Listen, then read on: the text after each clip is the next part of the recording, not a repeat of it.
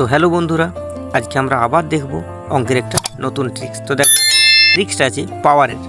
তো দেখো যদি এই রকম কোনো সংখ্যার পাওয়ার যদি জিরো থাকে, তাহলে কোনো সংখ্যার পাওয়ার যদি জিরো থাকে তার মান সবসময় কী হয়ে যায়? এক হয়ে যায়। ধরো এ টু দি পাওয়ার জিরো, তাহলে এর মান কত হয়ে যাবে? এক।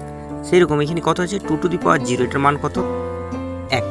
ঠিক আছে, তাহলে দেখো এইটার মান কী হবে না, টু টু দি পাওয়ার জিরোর মান কত? এক। আর প্লাস আছে, আর ফাইভ টু দি পাওয়ার জিরোর মান কত? এক। ঠিক আছে, এটার আবার কি পাওয়ারে কত আছে না জিরো, আর এই থ্রি টু দি পাওয়ার জিরোর মান কত? এক। ঠিক আছে, এরপরে দেখো ফার্দার এই যে এক প্লাস এক, এটা কত হবে? টু। আর তার পাওয়ার কত হয়ে যাবে? জিরো। তাহলে জিরো প্লাস হচ্ছে কত না এক। ঠিক আছে, এবার দেখো টু টু দি পাওয়ার জিরোর মান কত হয়ে যাবে? এক। আর এখানে কী হয়ে যাবে? প্লাস এক। তাহলে এটার মান টোটাল কত হয়ে যাবে? অ্যান্সারটা টু। বুঝতে পেরেছো? আশা করি ট্রিক্সটি বুঝতে পেরেছো। যদি ট্রিক্সটি বুঝতে পেরেছো তাহলে এটা তোমাদের জন্য। অ্যান্সারটা করে কমেন্ট বক্সে উত্তরটা জানিও। Thank you.